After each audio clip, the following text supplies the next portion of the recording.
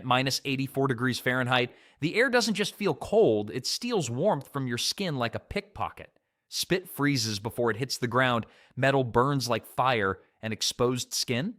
Let's just say you won't make that mistake twice. Now, imagine bringing a baby into this world.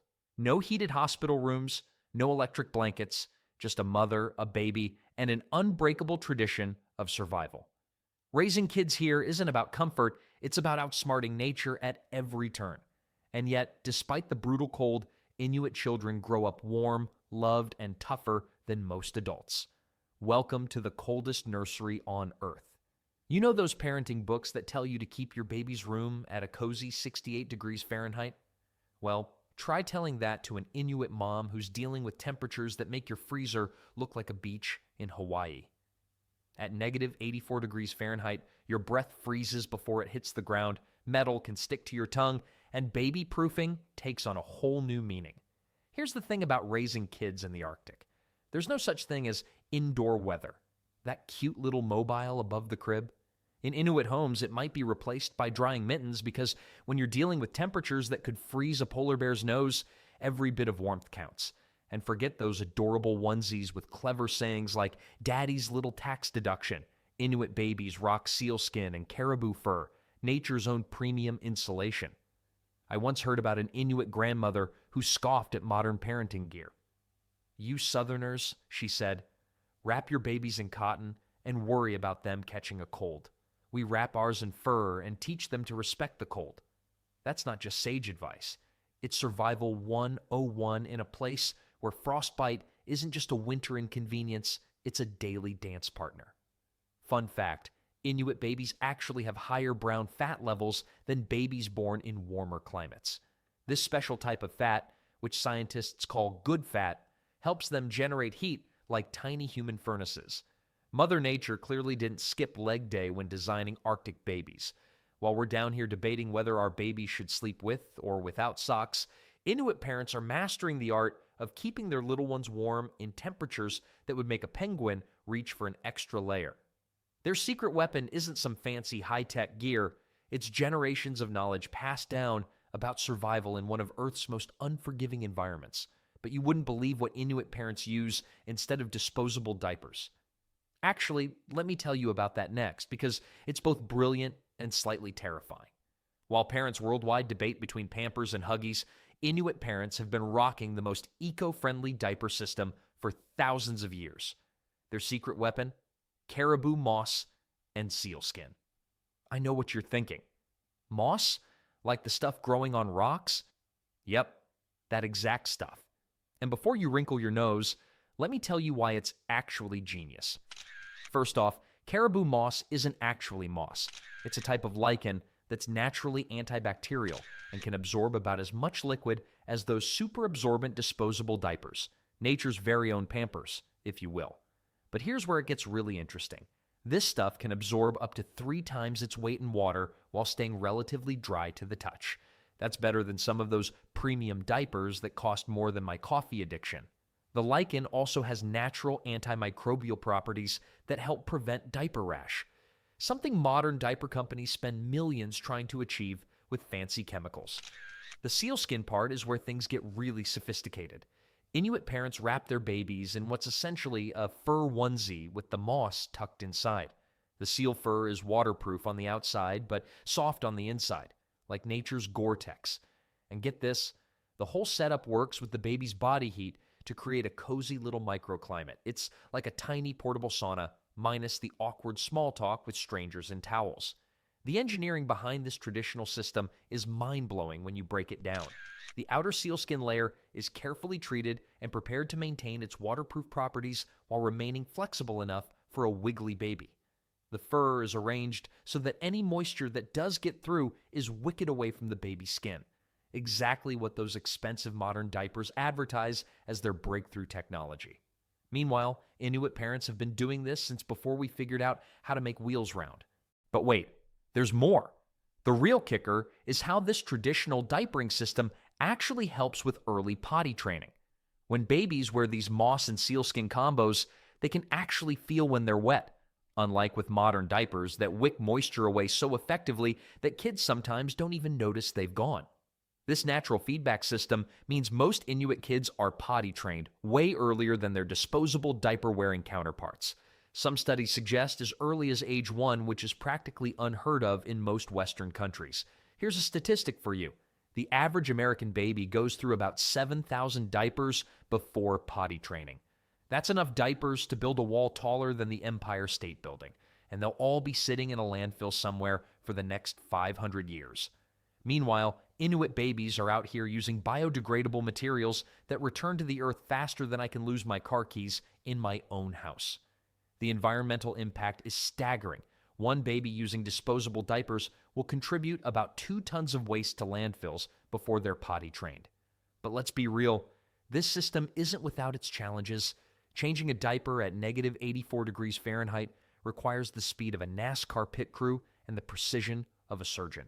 One wrong move, and you've got a very unhappy baby and potentially frozen fingers. I've heard stories of parents who can change these traditional diapers so fast they could probably qualify for some sort of Arctic Olympics, if that were a thing. There's even an old Inuit saying that translates roughly to, "A slow diaper change teaches you to be faster next time," which might be the most polite way I've ever heard someone say, "Hurry up before everything freezes." The whole system is part of what's called the backpack baby method. Babies spend most of their time snuggled against their mother's back inside her parka. This arrangement keeps both mom and baby warm, makes diaper changes less frequent, and gives the baby a constant view of the world from a safe vantage point. It's like a premium seat at Life's Theater with built-in heating and snacks, well milk on demand. The design is so effective that many modern baby carriers try to mimic this position, though none come with the built-in warmth of a traditional Inuit amauti, the special parka designed for baby carrying. You know what's really amusing about all this? While we're all freaking out about our baby monitors losing connection or our wipe warmers not working, Inuit parents have been quietly mastering this incredibly sophisticated system that requires zero electricity, creates no waste, and actually helps babies develop faster awareness of their bodies. If that's not the ultimate life hack, I don't know what is. Speaking of developing awareness, you should see how these kids start learning survival skills practically from birth. When they're not snuggled up in their moss diapers, they're already getting their first lessons in Arctic life, starting with some pretty intense playtime. You've probably never walked into a toy store and asked, "Where's the miniature harpoon section?" But in Inuit communities, that's basically the equivalent of looking for the Lego aisle. When survival skills mean the difference between life and death, playtime takes on a whole new meaning. These kids aren't just playing, they're practicing for their future, and they start younger than most of us learn to tie our shoelaces. Take my friend's toy collection from his childhood in Minnesota. He had a plastic kitchen set and some superhero action figures. Meanwhile, Inuit kids are out here with perfectly scaled-down versions of hunting tools that actually work. We're talking mini harpoons that can actually catch small fish, tiny sleds that can carry real supplies, and kid-sized snow knives that could probably still give a pediatrician a heart attack. These aren't just toys, they're training wheels for life, and they're often made by parents or grandparents who put as much care into crafting them as a master violin maker does their instruments. Did you know that by age 6, most Inuit children can build a basic snow shelter? That's right. While most first graders are learning to write their names, these kids are learning architectural principles that could save their lives. And we're not talking about those flimsy snow forts that collapse as soon as someone sneezes. These are legitimate structures built using complex engineering principles about snow density, wind direction, and thermal dynamics. A study in the 1980s found that children as young as 8 could build emergency shelters capable of maintaining internal temperatures 50 degrees warmer than outside conditions. Try getting that kind of performance out of your average blanket fort. Wrestling is huge in Inuit communities, but not the WWE kind with dramatic entrances and fancy costumes. This is straight-up survival wrestling, where kids learn to handle themselves in thick winter clothing while staying balanced on ice and snow. An elder once told me that a good wrestler in the Arctic is like a good driver in the city. It's not about showing off, it's about staying alive. Plus, when you're wearing enough layers to look like a walking sleeping bag, falling actually becomes kind of fun. These wrestling matches teach crucial skills like maintaining balance on slippery surfaces, managing your center of gravity while wearing bulky clothes, and how to fall safely. which, trust me, is a skill you want to have when the ground is frozen solid. Inuit children often learn to read wind patterns before they learn to read words. They play this game called Follow the Snow, where they track how snowdrifts form and move. It sounds simple, but it's actually teaching them advanced meteorology and navigation skills. Scientists have found that these traditional games develop an understanding of physics and weather patterns that rivals what many college students learn in their first year of meteorology. Next time someone asks me which way the wind is blowing, I'll have to admit I need my phone's weather app while these 5-year-olds are reading nature like it's their favorite book. Balance games are a big deal too. Kids practice walking on floating ice chunks in shallow water during summer. It's like their version of hopscotch, except instead of avoiding cracks in the sidewalk, they're learning how to avoid falling into the Arctic Ocean. Try explaining that to your insurance company. Yes, my kid was jumping between ice floes, but don't worry, it was just hopscotch. These games develop such incredible proprioception that many Inuit children develop balance skills that would make professional gymnasts jealous. The really impressive part is how they turn everything into a game. Need to learn how to spot different types of seals? There's a game for that. Need to know which ice is safe to walk on? There's a game for that too. Want to learn how to read weather patterns? You guessed it, game time. It's like an Arctic version of Minecraft, except everything you learn might actually save your life one day. They even have memory games that involve remembering complex hunting trails and landmarks, skills that GPS hasn't made obsolete because batteries tend to die pretty quickly at negative 84 degrees Fahrenheit. One particular game involves throwing a harpoon at a moving target while sliding on ice. If that sounds impossible, you should see these kids do it.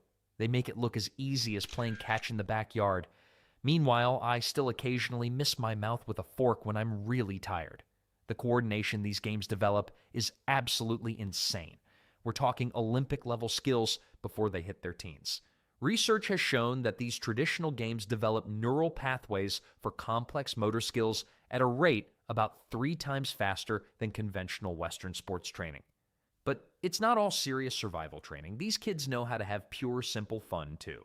They play tag, build snow sculptures that would make Michelangelo jealous, and have sliding competitions that turn any snowy hill into a natural water park, minus the water because, it's frozen. They've even got a game that's like musical chairs combined with storytelling, except instead of walking around chairs, they're practicing their hunting crawl while sharing traditional stories. All this play builds up quite an appetite, though. And when these kids come inside for dinner, they're not exactly opening up a box of mac and cheese. The menu at an Inuit household might make some people squeamish, but trust me, what these kids eat is way more nutritious than those chicken nuggets shaped like dinosaurs. If you're picturing a kid throwing a tantrum over eating broccoli, you're in for a shock.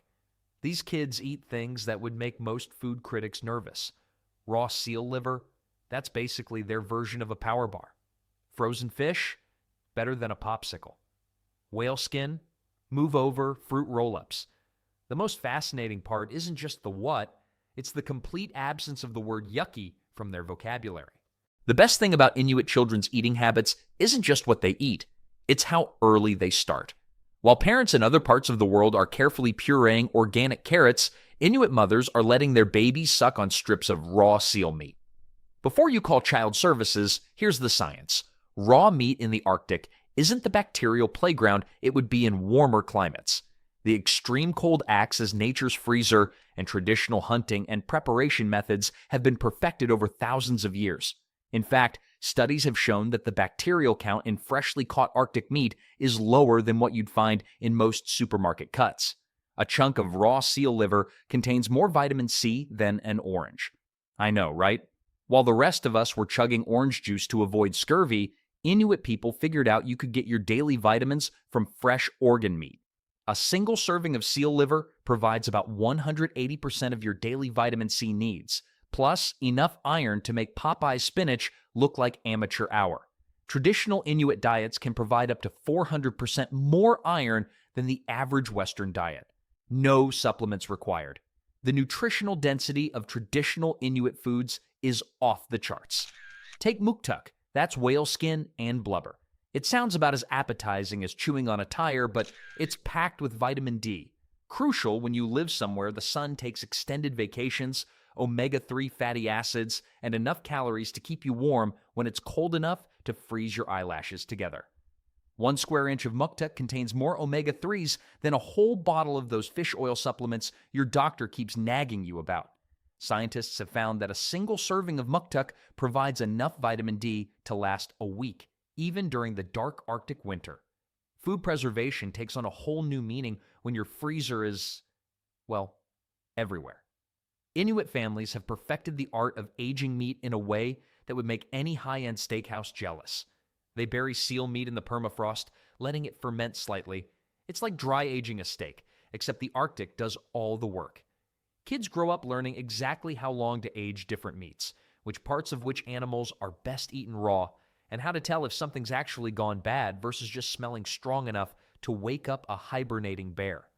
The traditional fermentation process actually increases the bioavailability of certain nutrients, nature's own food science laboratory. The really fascinating part is how Inuit children develop their palates. Research shows that by age 4, most Inuit kids can identify more varieties of fish and seal meat by taste than most adults elsewhere can name types of cheese. They learn to appreciate subtle differences in flavor that would go right past most food critics.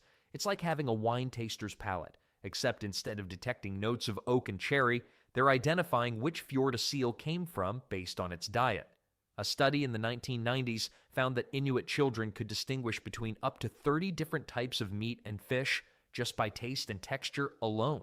But it's not just about eating what's available, it's about understanding food as medicine.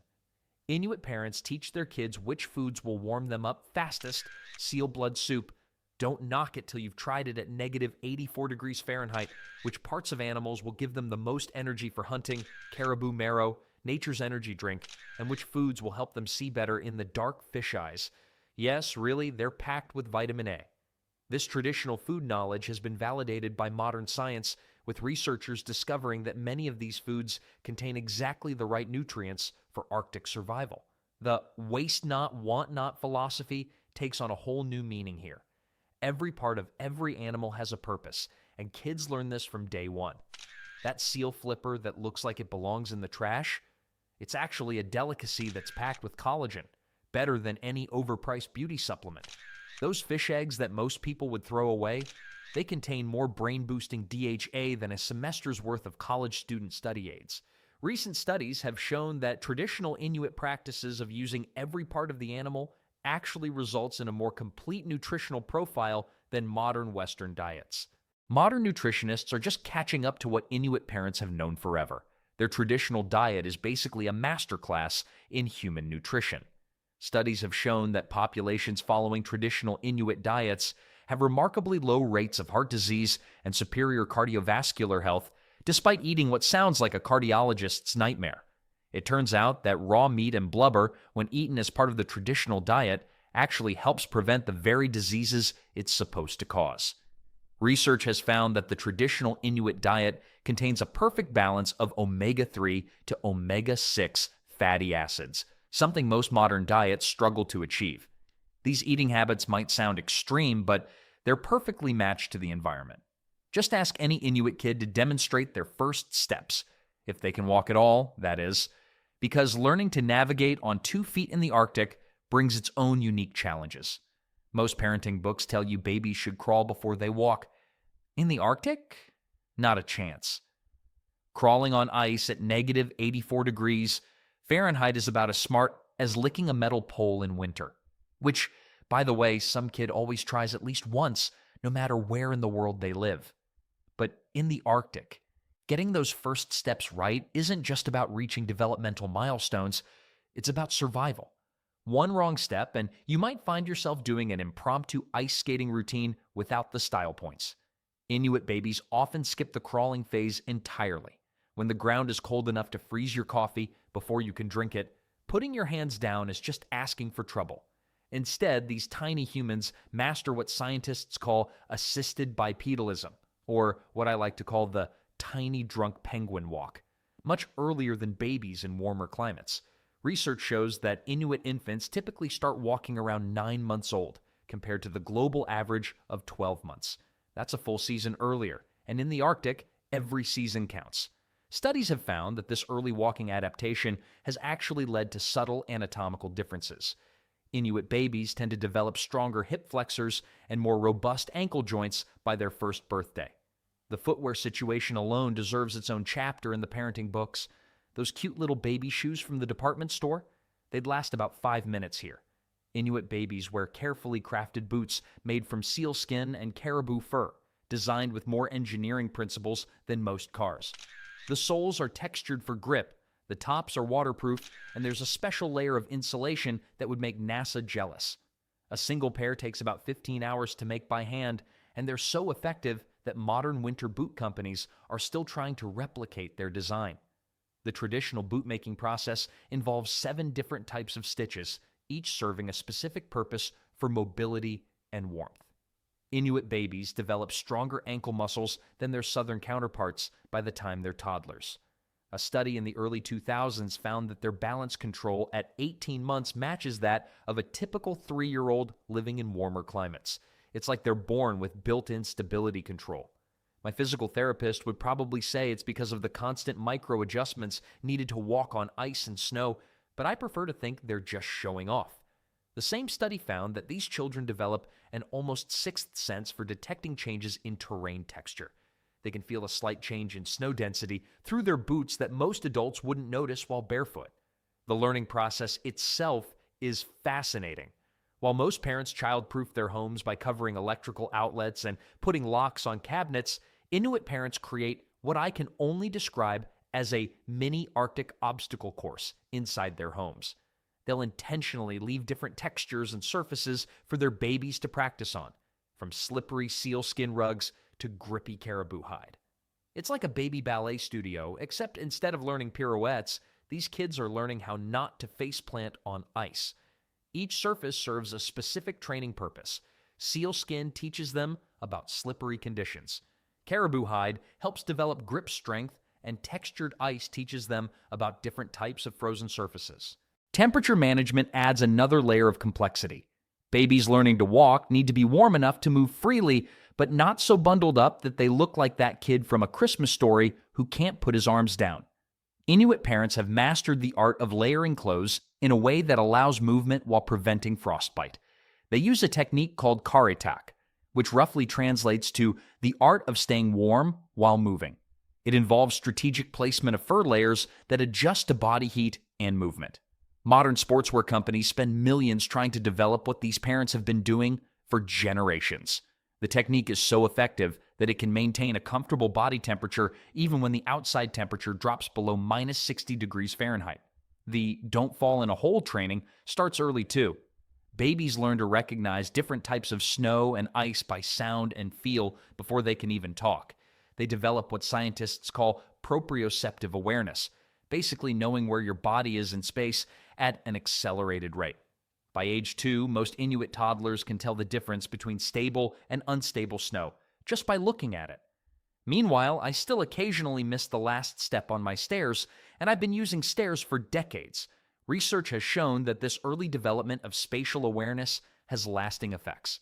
Inuit children consistently score higher on spatial reasoning tests throughout their lives. Safety training gets built into every aspect of learning to walk. Parents create verbal rhythms that sync with their children's steps, teaching them to test ice strength as they move. These walking songs have been passed down through generations, and researchers have found they perfectly match the pace needed to safely traverse different types of terrain. It's like having a built-in GPS system, except instead of turn left in 500 feet, it's step carefully or you'll meet a polar bear. Linguists have documented over 40 different traditional walking songs, each designed for specific terrain and weather conditions. But once these kids master walking, they've got bigger challenges ahead. Because in the Arctic, school doesn't wait for nice weather, and the lessons these kids learn aren't exactly what you'd find in your average classroom. When you live in a place where winter lasts longer than most Hollywood marriages, canceling school for cold weather would mean nobody would learn anything for about 8 months straight. Besides, these kids are tougher than a frozen candy bar, and just as sweet, but with way more survival skills.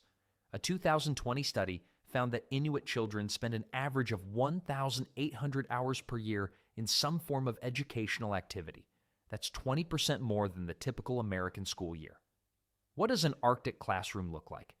Well, forget everything you know about traditional schools. The elders, who serve as the primary teachers, would laugh at our obsession with standardized tests and sitting still in neat rows.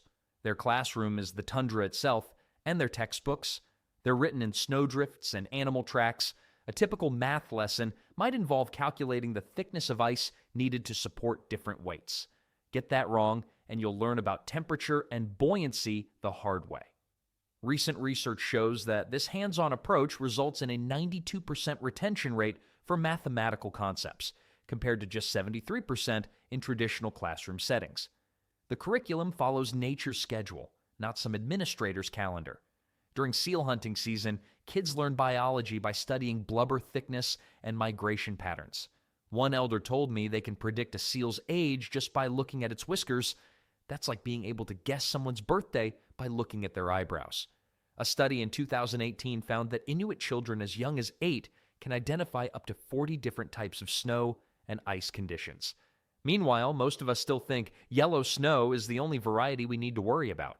These kids can also name over 30 different types of wind based on subtle variations in temperature and moisture content, skills that took modern meteorology decades to quantify. Weather forecasting takes on a whole new meaning here. While modern meteorologists rely on satellites and computer models, Inuit children learn to read the sky like a newspaper. They study cloud formations, wind patterns, and even the way seabirds fly. Research shows their traditional weather prediction methods have an accuracy rate of about 85%, better than some weather apps I've used. By age 10, most kids can predict major weather changes up to 2 days in advance just by observing their environment. They develop such sophisticated pattern recognition abilities that cognitive scientists have started studying their brain development patterns. Navigation lessons would make any GPS system feel inadequate. These kids learn to create mental maps so detailed they can find their way home in conditions that would have Columbus sailing in circles. They memorize the shape of every hill, the pattern of every snowdrift, and the location of every landmark. A fascinating study in 2015 revealed that Inuit children develop neural pathways similar to London taxi drivers, famous for their detailed mental maps, by the time they're 12. The difference? London taxi drivers take years to learn their routes. These kids do it while also learning how to throw a harpoon. MRI studies have shown that their spatial reasoning centers develop up to 40% faster than average. Speaking of traditional skills, hunting education starts early. But before you picture tiny tots running around with spears, understand that it begins with extensive training in patience and observation. Kids learn to sit perfectly still for hours, watching animal behavior and reading tracks. One elder joked that if schools elsewhere tried teaching patience this way, they'd have a riot on their hands. But here, it's just Tuesday's lesson plan. The average Inuit child can track an animal for miles by age 13, understanding not just where it went, but why it chose that path and what it was likely thinking. Studies of their tracking abilities have shown they use over 100 different environmental indicators to follow prey, something that took modern tracking technology years to replicate. The science curriculum would blow your mind. These kids learn physics by studying how different types of snow affect sled runners, chemistry by observing how salt water freezes differently from fresh water, and biology by examining the insulation properties of animal fur. One particularly clever lesson involves building snow shelters to understand thermodynamics. The kids who build the best shelters get the warmest naps. Talk about practical application of knowledge. Recent studies have shown that their understanding of environmental physics often exceeds that of first-year college students in related fields. But perhaps the most impressive part is their environmental science knowledge. Inuit children learn to read the landscape for signs of climate change that even sophisticated monitoring equipment might miss. They understand the delicate balance of their ecosystem in ways that would make environmental scientists jealous. A recent study found that Inuit children can identify subtle changes in animal migration patterns years before these changes show up in scientific data. Their observational skills are so acute that several climate research stations have started incorporating traditional knowledge into their monitoring programs. All this serious learning doesn't mean there's no room for fun. The kids still play games. They're just educational by default.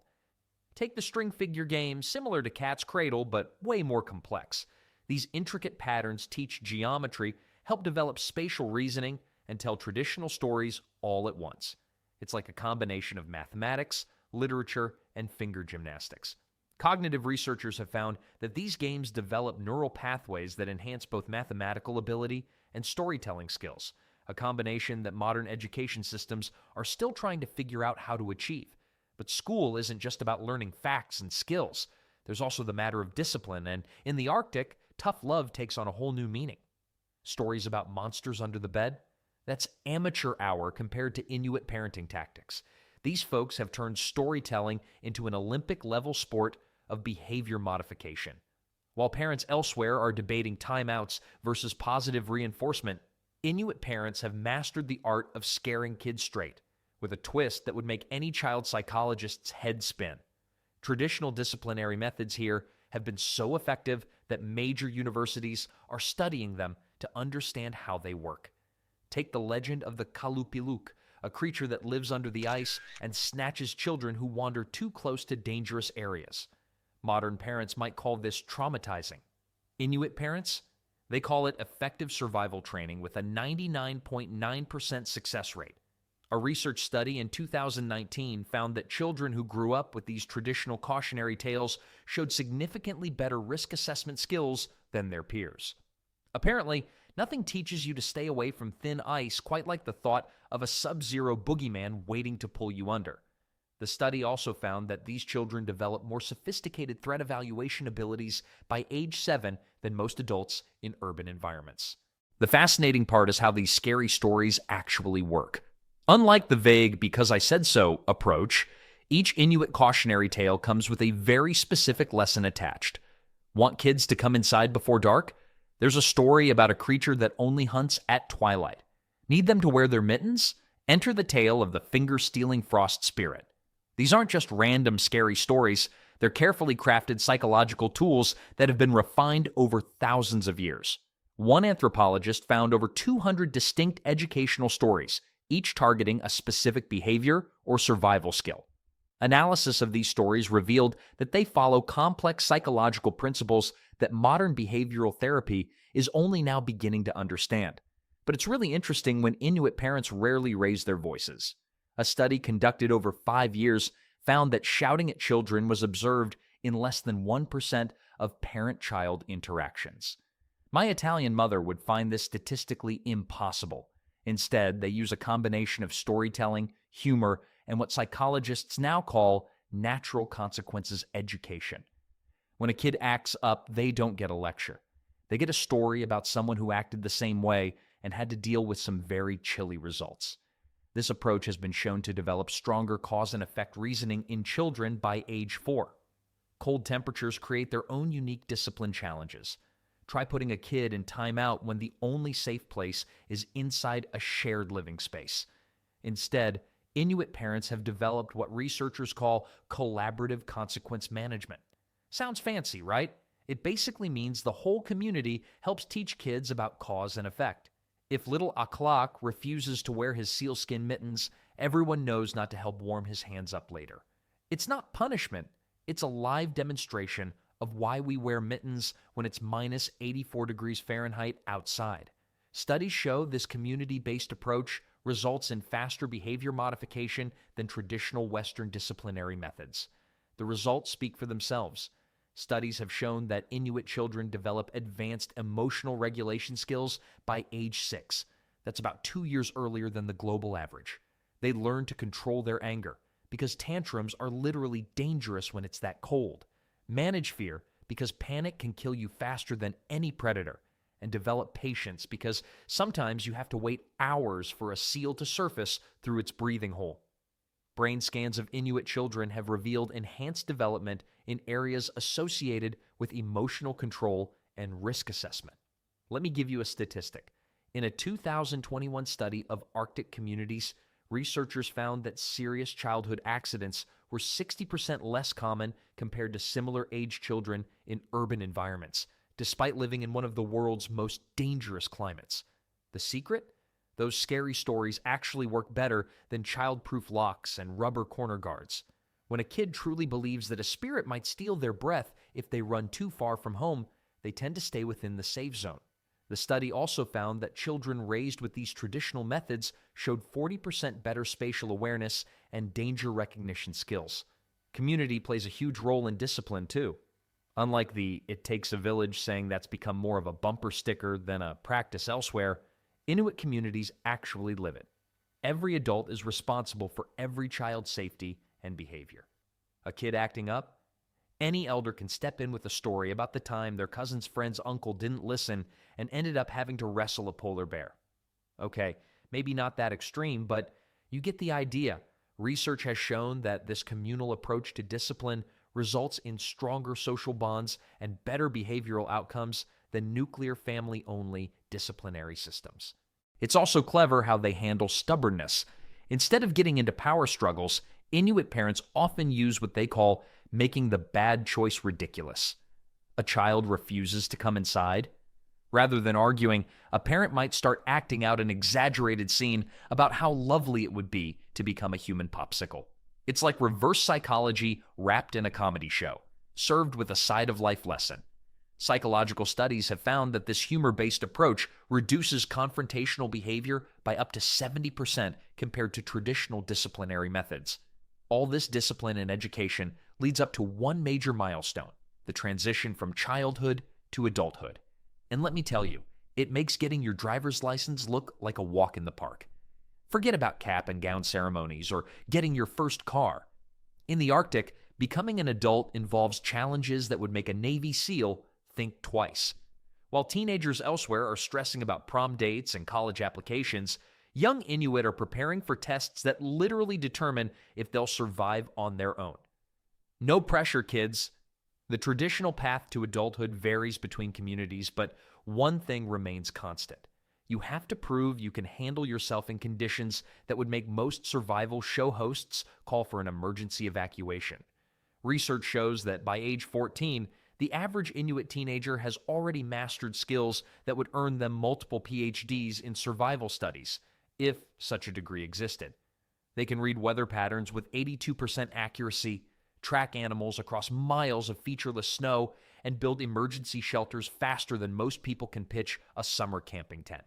The first major test often involves a solo hunting trip. But we're not talking about wandering into the woods with a rifle and some trail mix here. Young Inuit have to plan and execute a complete hunting expedition, often lasting several days, in temperatures that could freeze your eyelashes together. A 2018 study found that successful completion of these trips requires the simultaneous application of over 200 distinct survival skills. For comparison, that's more skills than you need to fly a commercial airplane. But this is where it gets interesting.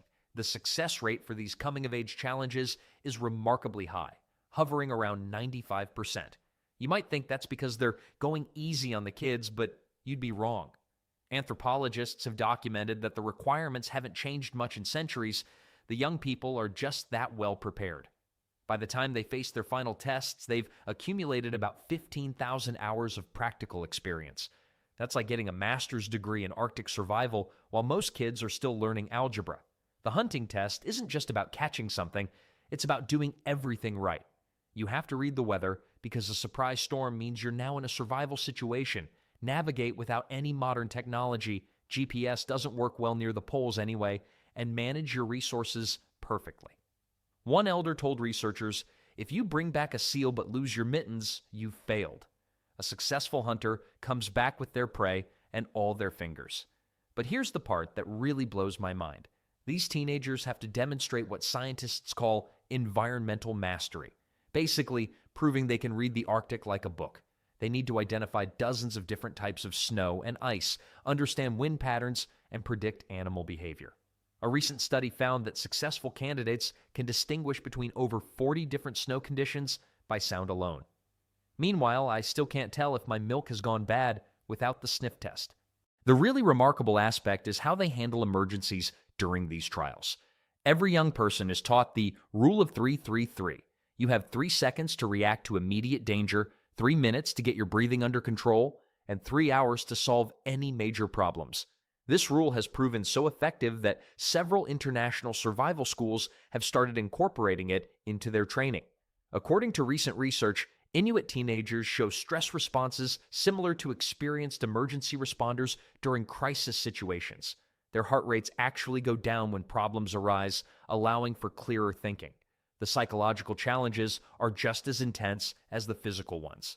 These young people have to demonstrate what psychologists call Arctic emotional resilience, the ability to stay mentally strong in conditions that would drive most people crazy. They learn to handle extended periods of darkness up to 24 hours in winter, extreme isolation, and the constant awareness that one small mistake could be fatal.